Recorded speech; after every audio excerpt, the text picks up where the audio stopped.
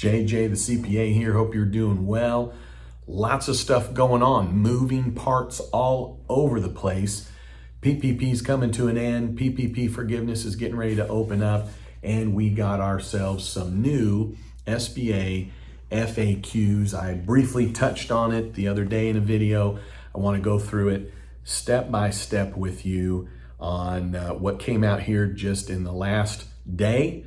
And you can go to my website, jjthecpahelp.com, and click on the SBA frequently asked questions. It'll say August 4th on it. You can click on that and follow along. Yeah. JJ, the CPA is here. All right, so with these FAQs, it's around the PPP forgiveness. I'm really liking these FAQs because they give a lot of good examples. There's 4 sections to it. The first section, number 1, really does just make it clear that if you're self-employed, you are using the EZ application for forgiveness. If you're an employer and you didn't let go of anybody, you didn't have a reduction in your workforce, you are using the EZ form. Now, if you had to let go of somebody, but you had cause, or you did have less head count, but you had cause for it, or if you'd offered a position to somebody and they didn't take it, and you meet the safe harbors, you can use the EZ. The way that I'm seeing this is that you wouldn't use the EZ application for forgiveness if you paid your employees less. That seems to be the number one reason that you would need to fill out the regular application for forgiveness if you had employees and you paid them less. And actually the threshold is you paid them more than 25% less, or stated another way, you had employees and you paid them 75% or less what they were making. Now, and number 2, it talked about and made it clear that you can use scanned documents. So the SBA will take scanned documents. The third one is a good one because it talks here, it says, if a borrower submits a timely loan forgiveness application, does the borrower have to make any payments on its loan prior to SBA remitting the forgiveness? And the answer is no, payments are due until the SBA provides the forgiveness amount. So if you are putting in a loan for, you're putting in an application for forgiveness and you're going to owe, right here it says you have until 10 months after the end of your covered period. Covered period begins when you get the disbursement. If you're doing the 24-week option, then you got 24 weeks plus 10 months to submit. But what they do make clear, this is in the third question in section 1, they do make it clear that for whatever amount is not forgiven, there will be interest accruing from the date that you got the disbursement. So what you would be basically pushing or deferring would be the payments. You wouldn't be saving anything on interest, again, on the amount that's not forgiven. In the second section, there's 4 of them here. The second section is FAQs on payroll costs specifically, and they really address, again, in question 1, the covered period and the alternative payroll covered period. And what they're indicating here is that, and address further into question 2, is this paid and incurred counts as your payroll costs for loan forgiveness purposes. What they really make clear here is that if you have payroll costs and you paid them during the covered period, they count. What they make clear here is that if you had payroll costs that were incurred before the covered period and paid during the covered period, they count. So you had payroll costs that were incurred, you were building up, you hadn't paid for them yet, but you had payroll costs that you owed on before you got the disbursement on your PPP. Those are going to be included in your loan forgiveness, as long as you paid for them during the covered period. Then, of course, whatever was incurred during the covered period and paid, that's included. But then if you had payroll costs that were incurred during the covered period and you paid after the covered period, you get to include those costs that you incurred up to the date of the end of your covered period. So another way to look at it is, here's your covered period right here, okay? Here's your covered period. So if you have before the covered period payroll costs, they were before, but as long as they're paid during here, okay, you get to include it. Whatever was incurred and paid during here, you get to include it. Now, once you hit the end of the payroll period,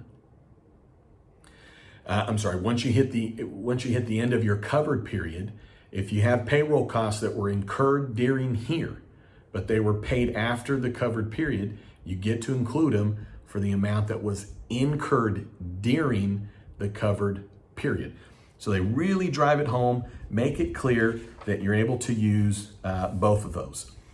And that leads into question 3, where it talks about, well, do you need to do partial period calculations on your payroll? So what they're making clear in number 3 of the FAQs here is that if you're using, or if your payroll's on weekly or bi-weekly, you're just using weekly and bi-weekly, you can use the alternative or not, because it's what was incurred before, paid during, you get to include. So you don't need to worry about a partial calculation, whether it's weekly, bi-weekly, or monthly, or 1st and 15th.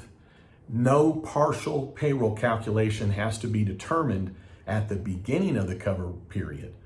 Where you would have a partial payroll calculation would be for those of you that are not doing weekly or bi-weekly payroll. For those of you that are paying employees monthly, for those of you that are paying employees on the 1st and 15th, or just, twice a month, not every other week, but just straight up twice a month, you would need to do a partial payroll calculation at the end of the covered period, because you're only able to include what was incurred during the covered period. But we know this, if you're choosing the 24-week option, which you should, I still can't think of any reason that you wouldn't select the 24-week covered period. You're going to probably have enough anyways. It probably is not really going to be a set of circumstances where you're at the end of the 24-week period and you're trying to make sure that you're including all the incurred, even if it was paid after, because you're going to have probably plenty of payroll. But nonetheless, they have defined this in question 1 through 3, everything that we've just been talking about here. Now, in question 4, they make it very, very, very clear that you're using the gross payroll that you paid your employees. So it should be really easy, but I know sometimes you're looking at your payroll reports and maybe it seems a little overwhelming. The gross payroll, okay, is what you paid your employees before any reductions for taxes or retirement or anything else that's reducing down the compensation you're paying the employees. So are you paying your employee $15 an hour? Yes, you're including $15 an hour of compensation on that employee. You're not trying to figure out what taxes were withheld, what was withheld. It has nothing to do with the net that was paid to your employee. It's the gross. So they make it clear there. Number 5, they're making it clear that if you paid your employee for lost tips, lost commissions, or hazard pay, as long as you actually paid it, you get to include those as your payroll costs. So you might have employees that they make money off tips or commissions, and you looked at what they normally make and you paid them something around that, kind of a guess. Yes, you can include it as long as you paid it. And let's see, what expenses, number 6, for group health insurance benefits can be included as a payroll cost. Really what they're making clear, they go through, give some examples. It's still going to be what was paid and incurred during the covered period, the same way that I just described to you regarding payroll costs, okay? It's the same way, but They do make it clear, which we've known from minute one, but they make it clear. Only the portion that the employer pays is what's going to be included in the payroll costs. Makes sense, because if the employee paid any portion of that health insurance, well, that's included in the payroll cost. So don't even make it difficult for yourself. Okay? What are you paying as the employer? Like, what's the net amount? You paid $1,000, your employee paid 500 of it, you get to include 500 of it because you're going to include the net that was actually paid and incurred.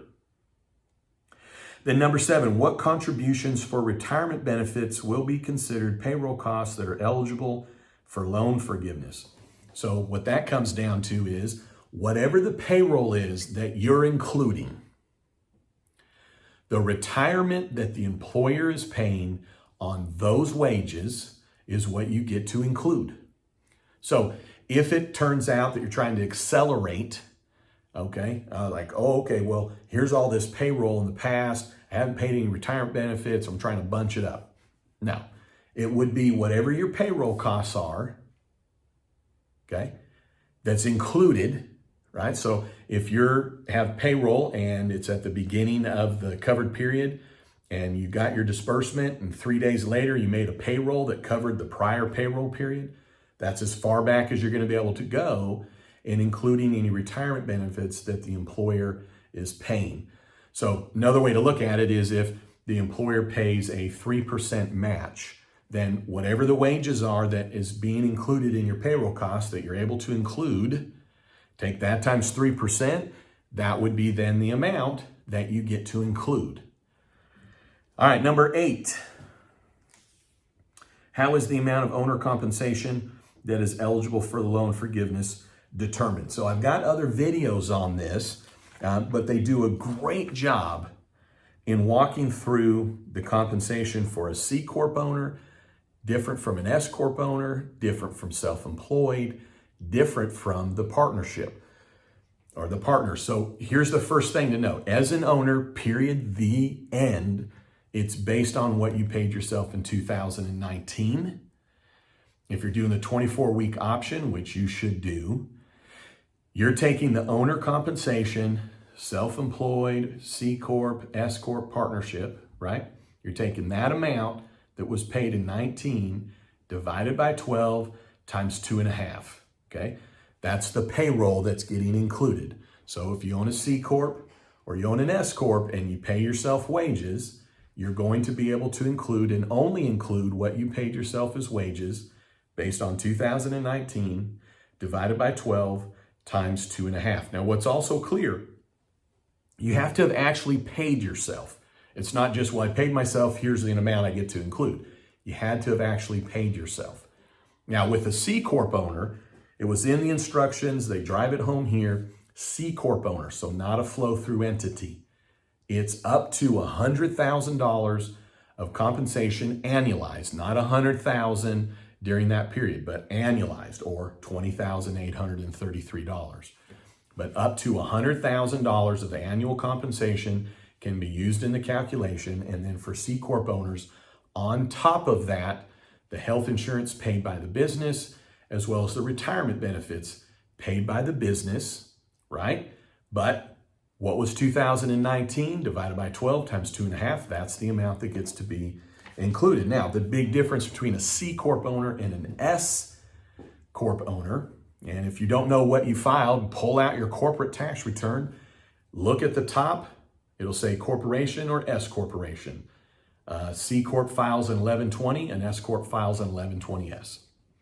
So for the S Corp owners, you have to include in wages of the more than 2% shareholder the health insurance paid by the business. So the wages include health insurance paid by the S Corp on the more than 2% shareholder.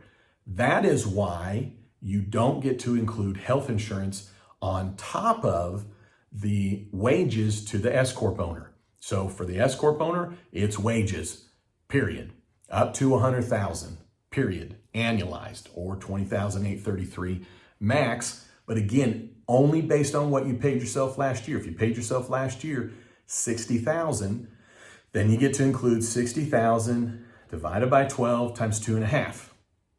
If last year you paid yourself 188,000, you get to include 100,000 divided by 12 times 2.5. You don't get to include health insurance in addition to that, but then for the retirement benefits, whatever the retirement plan is and the employer pays, the S corporation pays, on the compensation that's then included based on 2019, remember, then that is the retirement that gets to be included in addition to. For the self-employed, right? So this is self-employed, gig worker, independent contractor, sole proprietor, single member LLC, filing a Schedule C.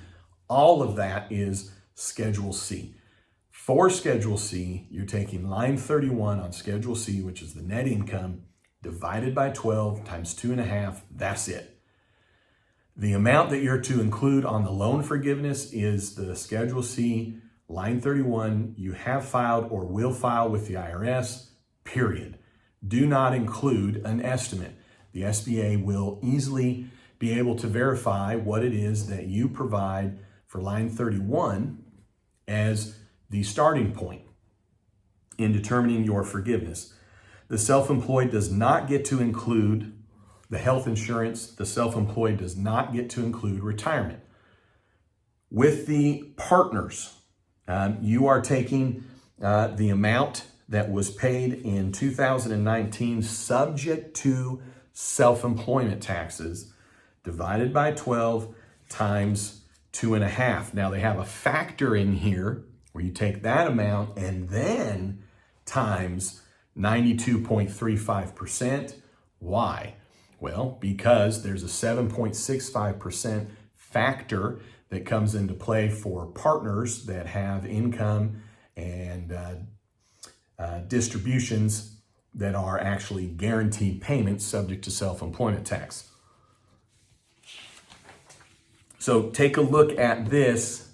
You'll want to walk through these calculations depending if you're a C Corp, an S Corp, self-employed, or a partner. It also goes a step further to say LLC owners must follow the instructions that apply to how their business was organized for tax filing purposes for the year 2019, or if new, the expected tax filing situation for 2020.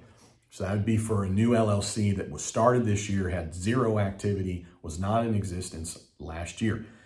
So the thing to note is that an LLC can be taxed as anything. Telling somebody that you have an LLC doesn't tell them anything about your tax structure. An LLC can be taxed as any of these things. So it doesn't matter if you're an LLC. What matters is how do you file with the IRS? All right, the third section is the loan forgiveness for non-payroll costs. The first question on this is then talking about non-payroll costs incurred prior to the covered period but paid during the covered period are eligible for forgiveness. Yes. So you have utilities.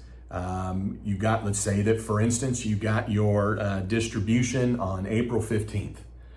So you have a utility bill that you pay on April 19th, and it includes a period of time before your disbursement, before April 15th. Well, you paid it during the covered period, you get to include it all. Makes it clear. And let's see.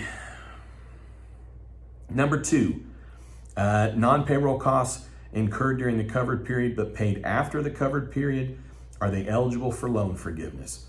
And it says specifically, non-payroll costs are eligible for loan forgiveness if they were incurred during the covered period and paid on or before the next regular billing date, even if the billing date is after the covered period. The reason I read that is that minorly different from payroll, only different in that you can't wait forever to actually pay it, okay? Really the same thing with the payroll, but the bottom line is that if it was incurred at the end of the covered period, even if it's paid after, as long as it's paid before the next due date, so to speak, then you get to include it. Number 3, really great question here that clarifies it, that if the borrower elects the alternative payroll covered period for payroll costs, does the alternative payroll covered period apply to non-payroll costs? No.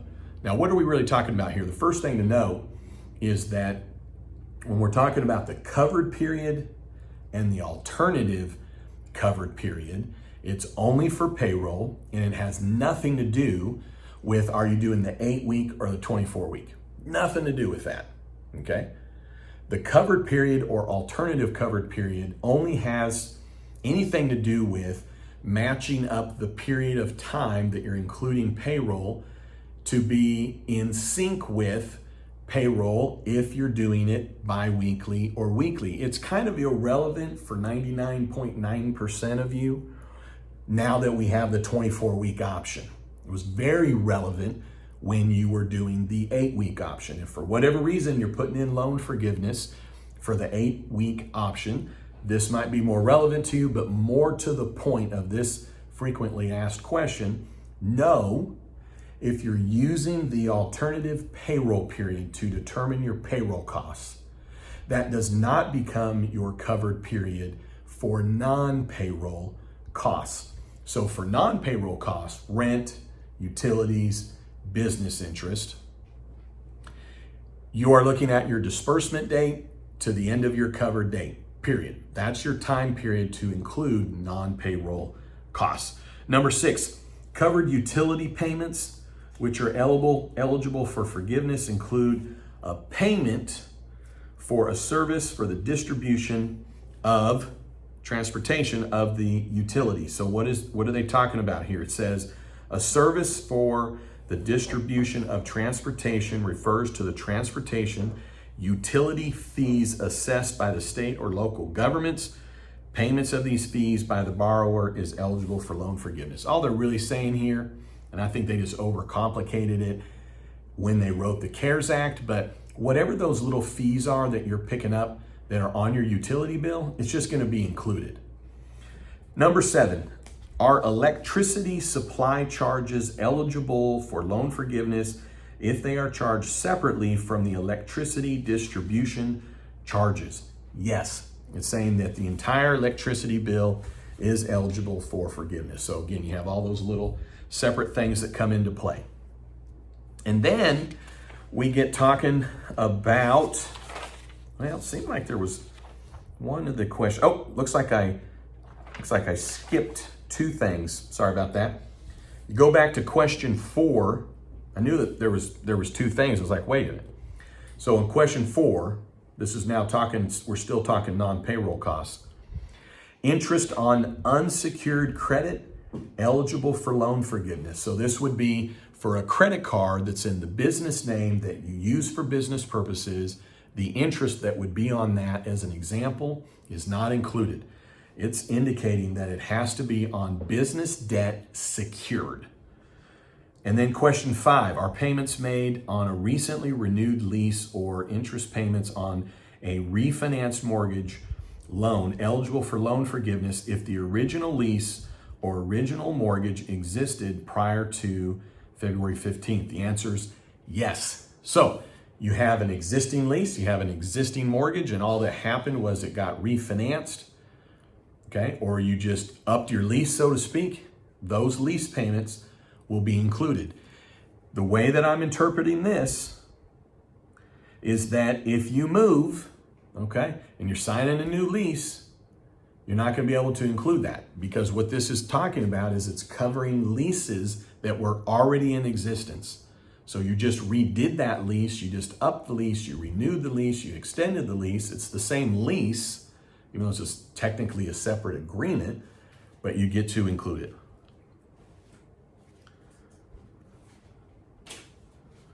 All right, love you.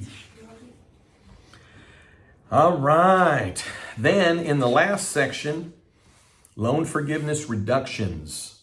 Question 1. So we talked about, in general, we talked about payroll costs and the non-payroll costs. This closes up with loan forgiveness reductions. So will a borrower be subject to a reduction to its forgiveness amount due to a reduction in FTE employees during the covered period if the borrower offered to rehire one or more laid off employees, but the employees declined? Yeah, you have a safe harbor for that. They walk through a great example related to this. Question 2, they talk about seasonal employees. There's not a lot of you that have seasonal employees, but if you do, check out question 2. Question 3 is talking about the FTE. That's the reduction exception, the safe harbor. But what it's addressing is for those that make over 100,000, do you have to include them? And the answer is yes. Just because someone's highly compensated doesn't mean they get to be excluded from the FTE reduction. So that's full-time equivalents. Okay, so that's just talking about headcount. Number 4, how do borrowers calculate the reduction in their loan forgiveness amount arising from reductions in employee salary or hourly wages? Let me just tell you this. They walk through 3 really detailed examples. But here's the long and short of it. And if you have this, do look at this. The long and short of it is this. You are reviewing this employee by employee. If you have an employee that makes $20 an hour, okay, and you had to pay them $10 an hour, you get to include the $10 an hour as part of your payroll costs. But when you compare what they used to make to what you actually paid, you reduce down their compensation, in this example, 50%. They were making 20, you paid them 20. I'm sorry, they were making 20, you paid them 10, 50%. So what you have to look at though is, well, the amount above the 25% is going to be the hickey to you. So in this example, if you paid 20 before, now you're paying 10, then for that employee, $5 for every hour they worked at that reduced rate, you're going to have a reduction in your loan forgiveness of $5. Not the full $10. The reduction in your forgiveness is determined employee by employee, and only the amount that exceeds a 25% reduction is what's included in your forgiveness reduction. So it's not as a whole, here's what I paid my employees before, and as a whole, here's what I paid my employees during the covered period. No, every single employee is listed out, what the compensation is, what the reduction is, and then the reduction that exceeds 25% is employee by employee, dollar for dollar, a reduction in your loan forgiveness. So there's no way to just smooth it over by hiring another employee or paying out bonuses. So walk through these examples. When do you need to walk through these examples? When do you need to worry about this? You paid an employee more than 25% less than what you used to pay them. You were paying them $20 an hour. You paid them $16 an hour. You got no problems. You were paying them $20 an hour, and now you paid them $14 an hour. You got an issue to figure out, but it's $1 per hour on that employee. So go through those examples. It's a lot to follow related to that.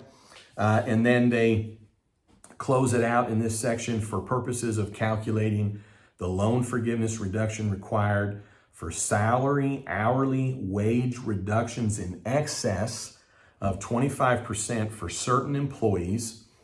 Are all forms of compensation included or only salaries and wages?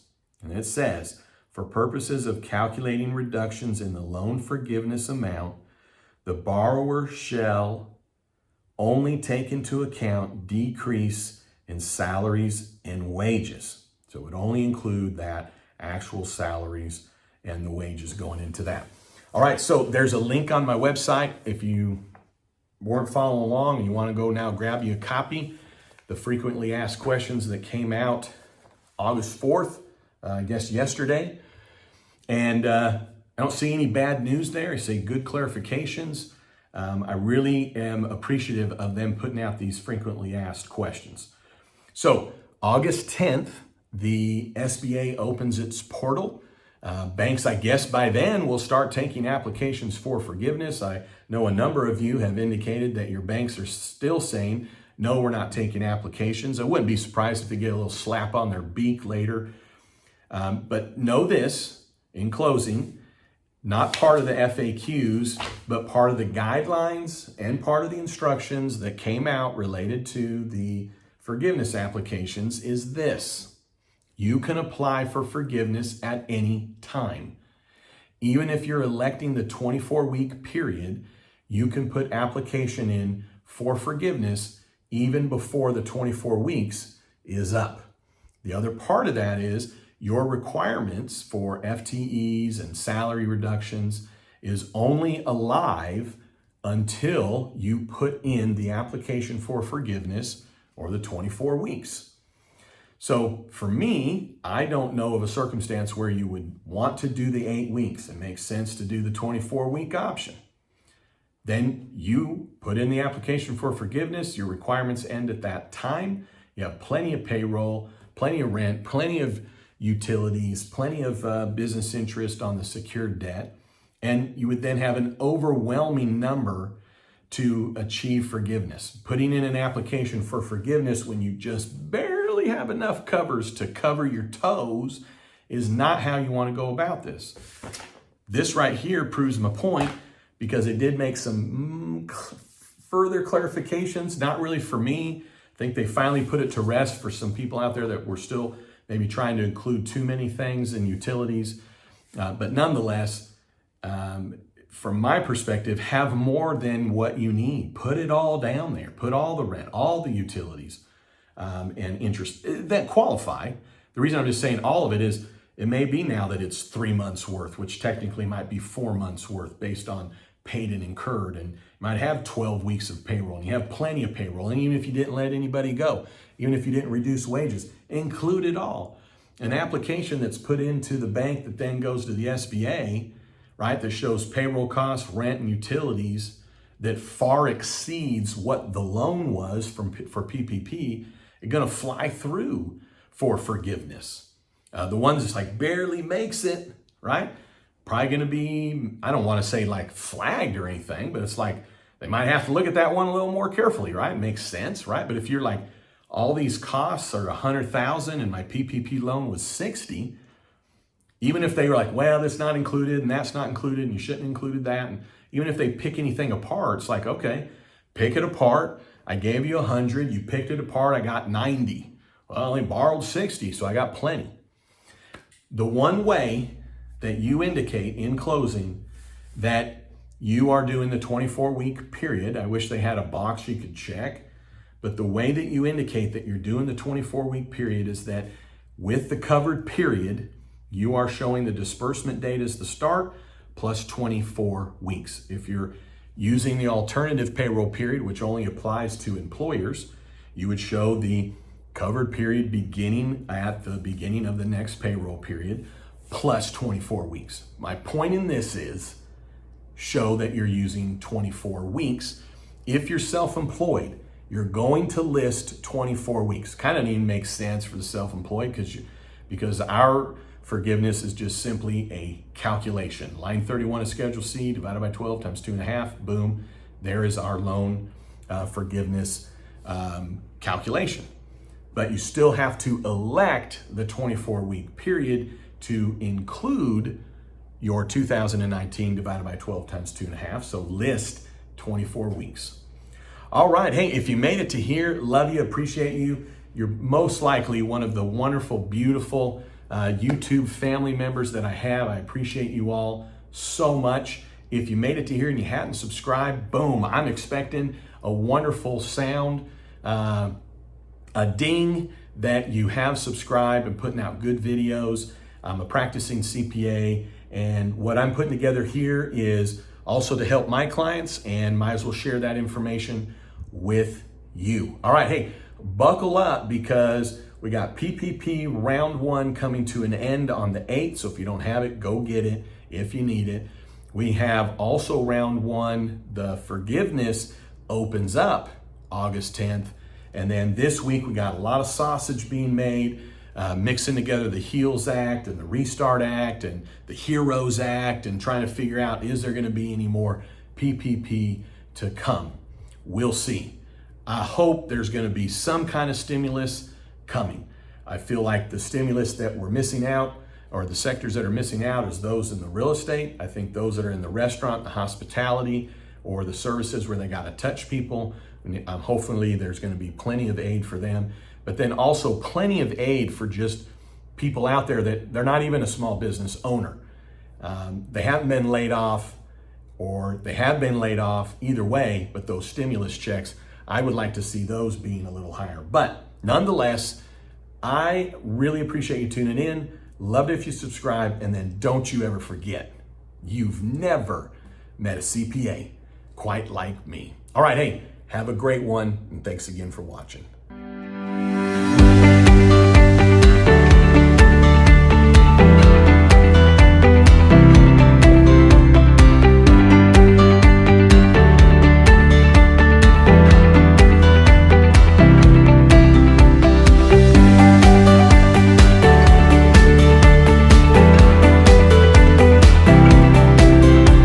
JJ the CPA is here, been doing this for years.